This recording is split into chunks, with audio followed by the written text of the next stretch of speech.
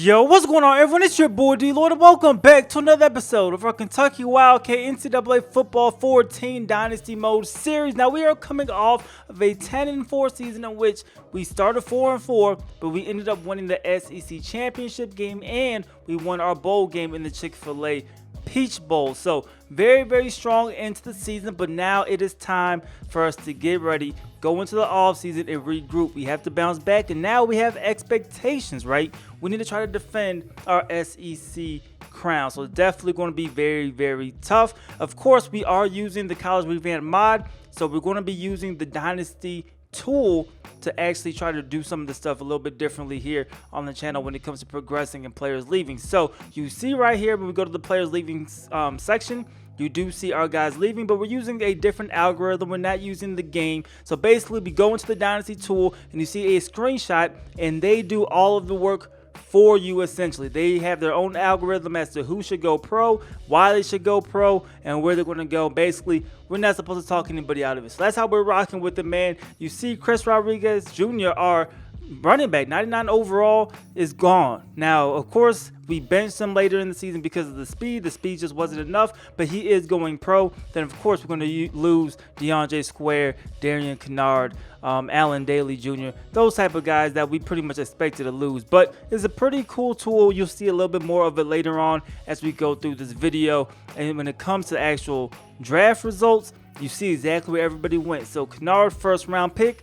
Chris Rodriguez Jr., somehow a first-round pick. Allen Daly Jr., Pascal, 6th rounders. And then DeAndre Square. I don't know how he was only a 7th-round draft pick, but he was a 7th-round draft pick. So some team definitely got a steal, in my opinion. Now, we did get a transfer, Trey Ball. We definitely needed one. We needed a tight end. 6'4", 221. Has a little bit of speed on him, but, of course, we are going to accept the transfer request. Now, going into scouting, there was just a couple of guys we wanted. We just decided to put 2,000 points on each of the players. There's 5 players in total that we wanted, and it worked out pretty well. So you see the commitments here. This is the final class. We got Aaron Pope, a 4-star middle linebacker, 71 overall, to somewhat replace DeAndre Square. We got a 4-star running back in DeAndre Pennington, 6'1", 224, who also has 92 speed.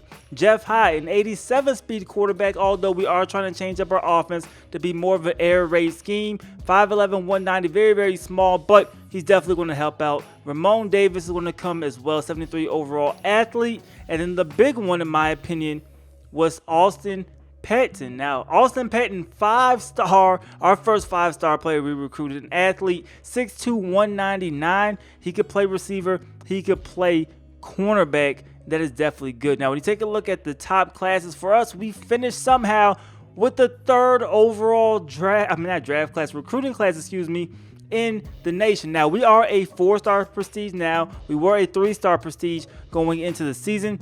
But having the 3rd overall class, we're going to take that. Only behind Notre Dame and USC. Very, very solid. Now, just to see where the top 10 players in the nation went, the number 1 guy overall in the nation went to Fresno State. Definitely was not expecting that. But you see North Carolina's on the board. Texas A&M getting the number 1 overall quarterback, who I believe was the 81 or 82 overall player. You see Florida getting a couple of guys in the top 10. Virginia getting a top 10 guy. North Carolina, again, they're racking up. And then Washington State, who you were not really expecting, but they were able to get one. Now, we're here at position changes. Now, of course, with Austin Patton, like I said, he could play receiver or corner. We're going to go with the cornerback position. We expect him to play for us right away, even though we have a pretty stacked, defensive back group. We want him to play right away. Definitely one of the fastest corners we have. Now, for Ramon Davis, a little undersized, but he's a 78 overall center. We're going to put him there, and we need a center. And then for Gerard Ford, we're just going to put him at wide receiver. Now, I was talking about the Dynasty utility tool. This is where it comes up again. So it works for players leaving, and it also works when it comes to your player progression and training results. So this is his own algorithm, once again, where it comes up with how players are going to progress. And it's supposed to keep the powerhouses staying powerhouses, but you also get crazier variances. You could technically become a plus 12 if you get lucky, but it's not that many players that will become a plus 12. But you could also be a minus 7. So a little more variety when it comes to training results. Now, Joey Gatewood did go up in overall, did get plus 2 speed, but nothing at all to his throwing game. And this tool is going to make things a little bit more unpredictable, and I think it will be very cool for us moving forward. Now, Kavosiey Smoke, our top running back, only 82 speed, not that great, but Tisdale's supposed to be the guy. But when it comes to overall, Jaton McClain, he jumped over him, but we're still going to rock with Travis Tisdale. He will still be the starter with that 92 speed, but it's just interesting to see how guys you really didn't care about before moving up. We're going to go back to fullback because, like I said, you can lose overall, and our fullback was already struggling. At 40 overall, he lost 4 more points, so now he's a 36 overall player. That is not very good at all. Wide receiver core had a very good training camp, man. Oliver went up 6. Ricardo Allen went up 4 overall, and you'll see exactly why I'm excited with Ricardo Allen. I try to go look at the catching to see whose catching went up. Allen's went up 4, so that's solid, but you see Harris catching went up 8, but for Ricardo Allen, his route running went up 10. So now he has 99 route running. That is definitely amazing. Even though he's a senior, we're going to have to utilize that a lot. Tight ends had a pretty solid progression or training camp as well. +4, +2, +4, +4. Not going to complain there. Just don't have the fastest tight end group. But like I said, I want to go to more of an air raid type of system.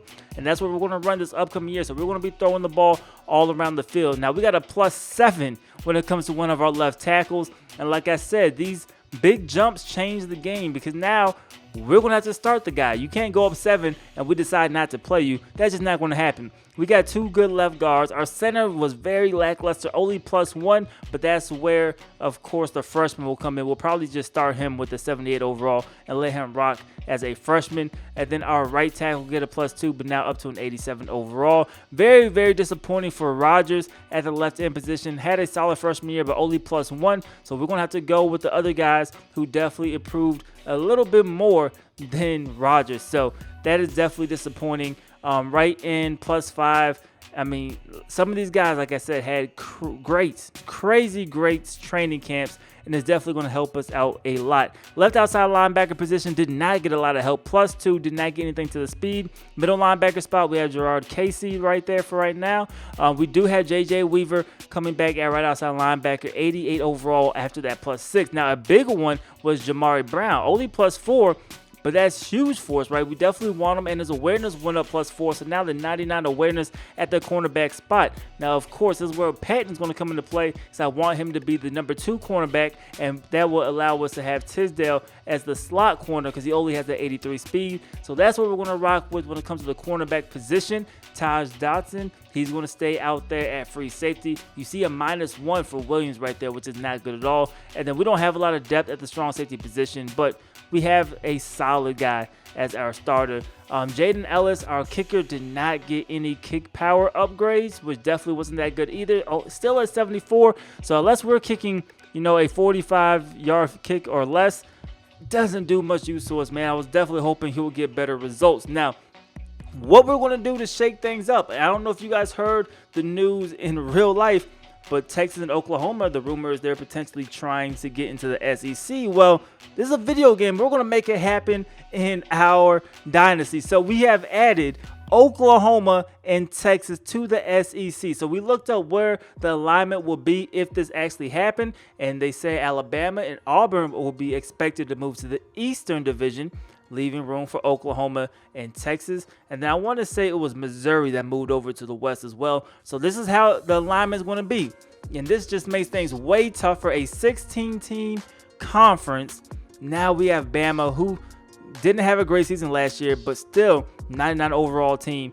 Auburn in our side, in our division in the SEC is going to be tough. And now we get to see what Oklahoma and Texas could do with the big dogs, right? They're not going to have to play Bama and Auburn every single season, but you still have tough matchups with, LSU, Texas A&M, I guess Ole Miss. So we'll see what happens there, man. But for red shirts, we'll go through, see who we're going to red shirt. At the quarterback position, we did think long and hard about it, but ultimately we decided we are not going to redshirt Jeff Hyde just in case we need to put him in the game. He is available. Now, Running back position, we also thought about it as well. Pennington, he's not going to be the guy right away because we do have Tisdale coming back and even McClain, who had a crazy training camp. So we decided Pennington will actually catch the red shirt. We will not have the red shirt on Hancock, so he will be able to play as the 4th running back, and we allow Pennington to hopefully have a breakout training camp, and then maybe he could be the guy, or at least split time with Tisdale next season. As the wide receivers, we have a ton of wide receivers. I feel like this just happens in general when you play NCAA, so we're not too worried about it. We're going to redshirt our guys that we just brought in. Tight ends, the exact same way. Offensive lineman, if you're the 3rd guy on the depth chart and you're a freshman, you're going to catch the redshirt. For Ramon Davis, he will start for us at the center spot as a true freshman, so that is definitely going to be exciting. Defensive lineman, pretty much, if you're not the guy, you're going to catch this red shirt, man. Hopefully no hard feelings. Hopefully you understand we're looking to build towards the future, man, even though we definitely want to compete this upcoming season as well. But overall wise, our team definitely is taking a step back. I believe we were at 92 overall last season when we ended.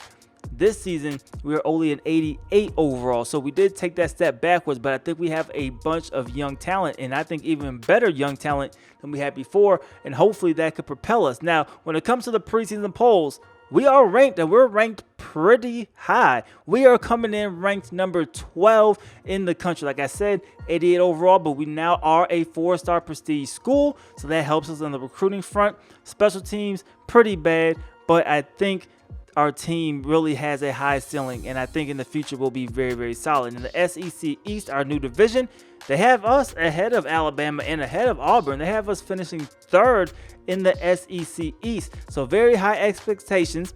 Can we, defend the crown? We'll see. Florida, our rivals, they're up there. Georgia's up there. And then, of course, Tennessee right behind us. So we have some big matchups that we're going to have to worry about this season, but we're looking forward to it. Now, when you look at the West, it's funny because Texas just got here, and Texas is already projected to be the top 10 in the SEC West, followed by A&M and then Oklahoma. So really the former Big 12 schools doing their thing when it comes to these projections. Now, we're going to go ahead and take a look at the All-Americans and stuff before we get out of here. We only had one first-team All-American. That was Jamari Brown. Now, Jamari Brown stepped up big towards the end of the season last year. Hopefully, he could keep that up and do the same this season for us. But he's our only All-American because we didn't have anybody else on the first team, and we had nobody at all on the second-team All-American list. Now, we were hoping we would have more success with all SEC, preseason all SEC players. But once again, only Jamari Brown, and that is it. Second-team all SEC. We can't even get Joey Gatewood on here, bro. So no second-team all SEC players either. So we're being slept on when it comes to the individual talents on this team. Like I said, we will switch up the offense from that pistol to more of an air raid style, have a little fun, and see if we can start putting up more points than we did before. This is the schedule for us, a brutal schedule. Alabama's now ranked, but we know that's going to be a tough one. Then you have Louisville, Auburn, Florida, South Carolina, Army, Mississippi State, Texas A&M, Appalachian State, Vanderbilt, Georgia, and Tennessee. Definitely going to be a rough matchup, man. But that is it for this episode. As usual, man, I hope you guys did enjoy it. Let me know in the comment section below also, what did you think of the offseason? I think we had to take a step back. We did lose some major pieces, but with that said, I think we got a lot of young guys. I love the recruiting class we had, and as long as we keep building, keep winning, we are building this team into a very, very strong program, man. But you guys let me know your guys' thoughts in the comment section below. Leave this video a like, man, if you enjoyed it. Definitely helps me out a lot. And subscribe if you haven't already. It's your boy D Lloyd. I'm going to see y'all next time. Peace.